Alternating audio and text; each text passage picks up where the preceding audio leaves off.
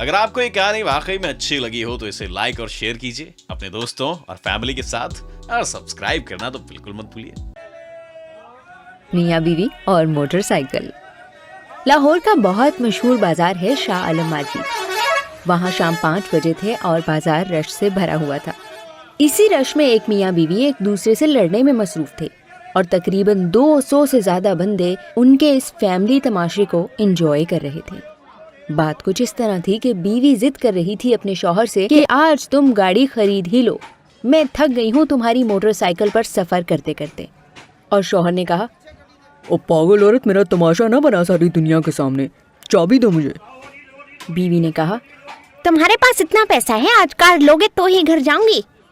अच्छा फिर ले लेंगे, अभी चाबी दो। नहीं दूंगी। चाबी दो वरना मैं ताला तोड़ूंगा।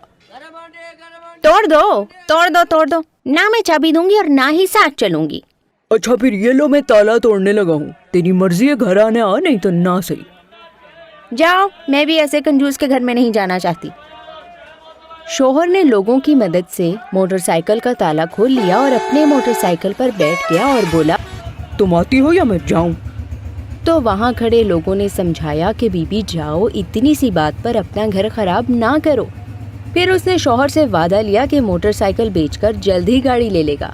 दोनों में सुलह हो गई और दोनों चले गए। तो जनाब, ठीक आधे घंटे के बाद उसी जगह पर फिर से मजमा लग गया। एक बंदा शोर कर रहा था कि मेरी मोटरसाइकिल कोई चुरा कर ले गया है। एक रोज का जिक्र है, शहजादी गुल सनोबर महल के बाग में झूला झूल रही थी। उसकी देखभाल करने वाली कनीजें भी उसके साथ साथ थीं। मलका और बादशाह भी वहीं पर थे और एक तख्त पर बैठे एक दूसरे से बातें कर रहे थे। शहजादी को बाग में झूला झूलना बहुत अच्छा लगता था। वो अपनी कनीजों के साथ रोज शाम को यहाँ आ जाती थी। शहजादी हस्बे मामूल झूला झूल रही थी कि अचानक उसकी नज़र एक निहायत खूबसूरत परिंदे पर पड़ी। उसका रंग सुनहरी था और सर पर एक छोटा सा ताज भी था। वो दरख्त पर बैठा उसे ही देख रहा था। उसकी खूबसूरती देखकर शहजादी गुलसनों पर दंग रह गई और झूले से उतरकर उस दरख्त के नजदीक आ गई जिस पर वो खूबसूरत परिंदा बैठा हुआ था। उसने परिंदे से कहा, तुम कितने खूबसूरत परिंदे हो, आओ मेरे पास आओ, मैं तुम्हें खट्टी मीठी रस भरी खिलाऊंगी। उसकी बात सुनकर परिंदे ने कहा, मेरा दिल तो चाह रहा है कि तुम जैसी अच्छी और खुश अखलाक लड़की के साथ कुछ देर बैठकर बातें करूं, खट्टी मीठी रस भरियां खाऊं, मगर मैं तो नगर नगर की सैर करने के लिए निकला हूं, इसलिए चलता हूं। ये कहकर उसने अपने पर फड़फड़ाए और उड़ गया। शहजादी सनोबर को बहुत हैरत हुई कि वो खूबसूरत परिंदा इंसानों की तरह बातें करता था। वो भागकर बादशाह के पास आई और बोली, अब्बा हुजूर, मुझे वो बोलने वाला परिंदा चाहिए, अभी इसी वक्त। तो बादशाह ने कहा, बेटी, मैंने कहानियों में तो सुना है कि परिस्तान में कुछ ऐसे परिंदे भी होते हैं जो इंसानों की तरह बातें करते हैं। वो परिंदा परिस्तान से आया होगा, हो सकता है वो कल फिर आए। अगले रोज शहजादी सनोबर इंतजार ही करती रही, मगर वो परिंदा दोबारा वहां नहीं आया। उसकी फिक्र में शहजादी ने पूरे दिन ना कुछ खाया और ना कुछ पिया। जब रात हुई तो वो बिल्कुल ही नाउमीद हो गई। मलिका ने उसे मुख्तलिफ तरीकों से बहलाने की कोशिश की, मगर उस अजीबो गरीब परिंदे के ख्याल को शहजादी सनोबर के दिल से न निकाल सकी। अपनी चहेती बेटी की उदासी देखकर बादशाह भी परेशान हो गया था। जब 2-3 दिन इसी तरह गुजर गए तो मलिका और बादशाह की तशवीश में इजाफा हो गया। शहजादी गुल सनोबर उन चंद रोज में निहायत कमजोर हो गई थी। उन्हें यह डर था कि कहीं वो बीमार न पड़ जाए। बादशाह के जहन में एक ख्याल आया। उसने सोचा कि वो शहजादी के साथ परिस्तान जाकर उस परिंदे को तलाश करके अपने साथ लाए ताकि उसे पाकर वो खुश हो जाए। یہ بات جب اس نے ملکہ کو بتائی تو وہ بولی، اگر آپ اس سفر پر روانہ ہوئے تو حکومت کون چلائے گا؟ اس پرندے کو تلاش کرتے نہ جانے کتنے دن لگ جائیں۔ اس دوران رعایا کی خبرگیری کون کرے گا؟ آپ ایسا کریں، یہ اعلان کروا دیں کہ جو بھی پرستان سے اس عجیب و غریب پرندے کو لے آئے گا اسے بہت ساری اشرفیاں دی جائیں گی۔ بادشاہ کو ملکہ کی یہ تجویز پسند آئی اور اس نے یہ اعلان کروا دیا۔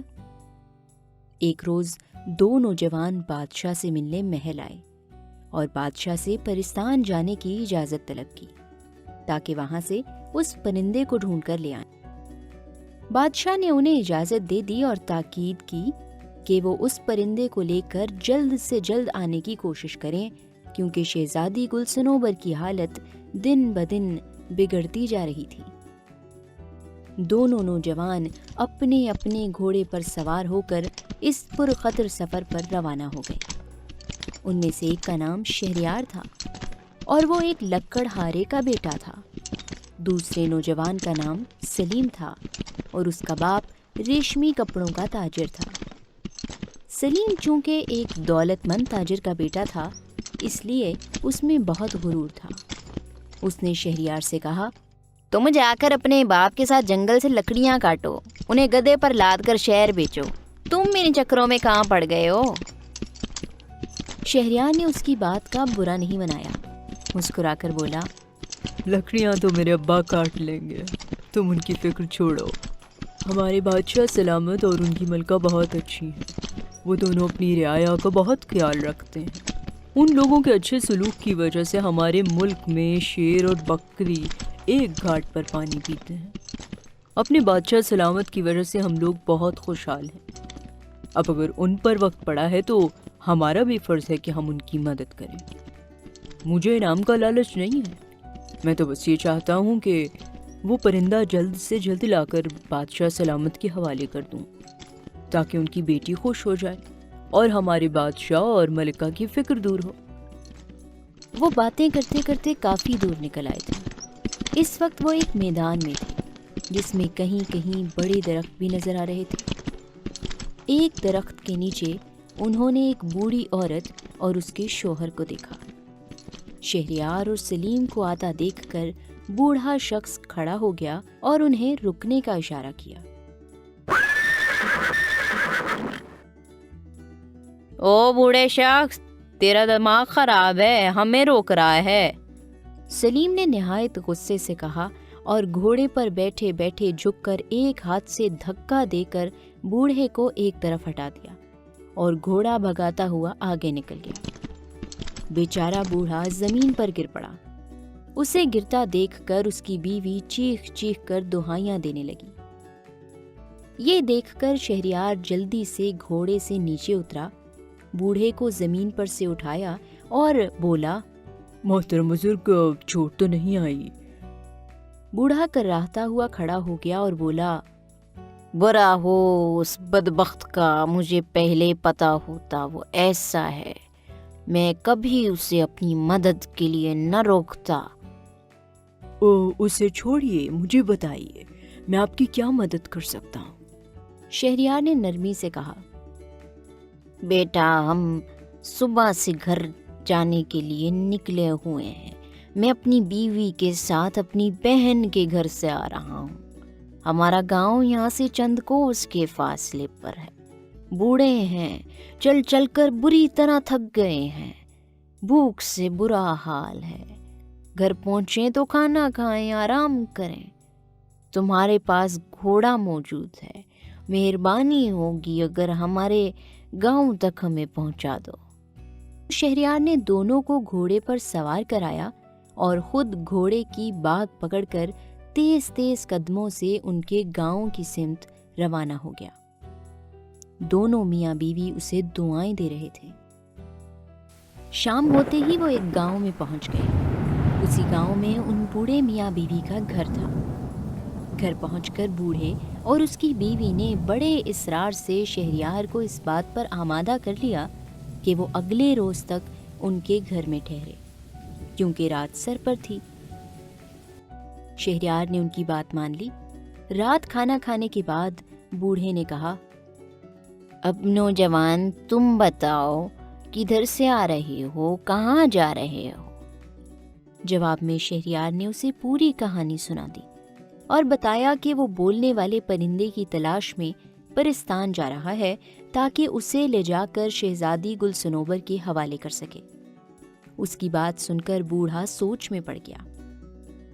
कुछ देर के बाद उसने कहा, परिस्तान में कुछ ऐसे नायाब परिंदे भी होते हैं जो इंसानों की तरह बातें करते हैं, मगर उन्हें वहां जाकर तलाश करना पड़ेगा। परिस्तान जाने के 2 रास्ते हैं। एक रास्ता बहुत खतरनाक है और उसका रास्ता भी बहुत तवील है। दूसरा रास्ता करीब का रास्ता है। अगर घोड़ा तेज रफ्तार हो तो 1 घंटे में वहां पहुंचा जा सकता है। उस रास्ते पर कोई खतरा भी नहीं है। अगले रोज शहरयार सुबह सवेरे बेदार हो गया। वो रवाना होने लगा तो बूढ़े ने अपने घर के पिछले हिस्से में लगे दरख्तों से बहुत सारे अमरूद तोड़कर उसे दिए और बोला, परिस्तान के परिंदे अमरूद बहुत शौक से खाते हैं। ये फल परिस्तान में नहीं होता है, इसीलिए इनकी तलाश में वो इंसानों की दुनिया में आ जाते हैं। तुम ये अपने पास रखो, मुझे यकीन है इनकी खुशबू से वहाँ के परिंदे तुम्हारी तरफ मुतवज्जह हो जाएंगे। हो सकता है उनमें कोई ऐसा परिंदा भी हो जो इंसानों की तरह बातें करता हो। शहरयार ने अमरूद लेकर उसका शुक्रिया अदा किया और घोड़े पर सवार होकर वहां से रवाना हो गया। जिस रास्ते पर उसका घोड़ा दौड़ रहा था वो बहुत साफ सुथरा और हमवार था। एक लंबी पगडंडी थी जिसके दोनों तरफ हरी हरी घास थी। कहीं कहीं फूलों के पौधे भी नजर आ जाते थे। वो बहुत जल्द परिस्तान पहुंच गया। वो परिस्तान में दाखिल हुआ तो चारों तरफ बहुत चहल पहल नजर आ रही थी। परीजाद बाजारों में घूम फिर रहे थे और मुख्तलिफ अशिया की खरीदारी में मसरूफ थे। उसकी नजरें दरख्तों पर लगी हुई थीं ताकि उसे परिंदे नजर आ जाएं। चलते चलते वो एक बाग में पहुंचा। वहां पर बहुत सारे छोटे बड़े निहायत खूबसूरत परिंदे फिजा में उड़ते फिर रहे थे। वो सब अपनी सुरीली आवाज़ों में चहचहा रहे थे, मगर उनमें कोई भी ऐसा नहीं था जो इंसानी ज़बान में बात कर रहा हो। शहरयार को मायूसी तो हुई, मगर उसने हिम्मत नहीं हारी। उसने घास पर बैठकर कुछ अमरूदों की काशें अपने सामने एक कपड़ा बिछाकर रख दी। अमरूदों की खुशबू से जितने भी परिंदे थे वो वहाँ आ गए और अपनी नन्ही नन्ही चोंचों से उन्हें खाने लगे। और भाई परिंदों, क्या हाल है? उसने कहा, मगर किसी ने भी उसकी बात का जवाब नहीं दिया। शहरयार समझ गया कि इन परिंदों में से कोई ऐसा नहीं है जो इंसानों की तरह बोलता हो। अमरूद की काशें खत्म हो गईं और वो सब खुशी से चहचहाते हुए उड़ गए। अचानक एक सुनहरे परों वाला परिंदा फिजा में उड़ता हुआ आया और शहरयार के सामने बैठकर बोला, अफसोस मुझे आने में देर हो गई, सारे अमरूद तो खत्म हो गए। शहरयार उस सुनहरी परिंदे को इंसानी ज़बान में बोलता देखकर खुशी से बाग-बाग हो गया। उसने एक बड़ा सा पीला पीला नरम गुदीला अमरूद निकालकर उस परिंदे के सामने रखा और बड़े प्यार से बोला, प्यारे परिंदे, फिक्र ना करो, मेरे पास और भी अमरूद हैं। क्या तुम मेरे साथ इंसानों की दुनिया में चलना पसंद करोगे? आखिर शहरयार अपने मतलब की बात पर आ गया। क्यों नहीं? परिंदे ने जल्दी से कहा, मुझे वहाँ रहना बहुत अच्छा लगता है। वहाँ अमरूदों के बहुत से बाग हैं। मुझे अमरूद खाना बहुत पसंद है। अगर मैं तुम्हारे साथ चलूँ तो तुम मुझे पिंजरे में तो नहीं रखोगे? मुझे पिंजरे में बंद होकर रहना बिल्कुल नहीं पसंद है। मैं तुम्हारी तलाश में बहुत दूर का सफ़र तय करके आया हूँ। हमारे बादशाह की बेटी तुम्हें याद कर करके हलकान हो रही है। उसने खाना पीना छोड़ दिया है। मैं तुम्हें लेकर उस शहजादी के हवाले कर दूंगा। वहाँ महल में तुम बहुत आराम से रहोगे। उसे बता दूंगा कि वो तुम्हें पिंजरे में बंद ना करे। शहरयार का मकसद पूरा हो गया था, लिहाजा वो वापसी के सफ़र पर रवाना हो गया।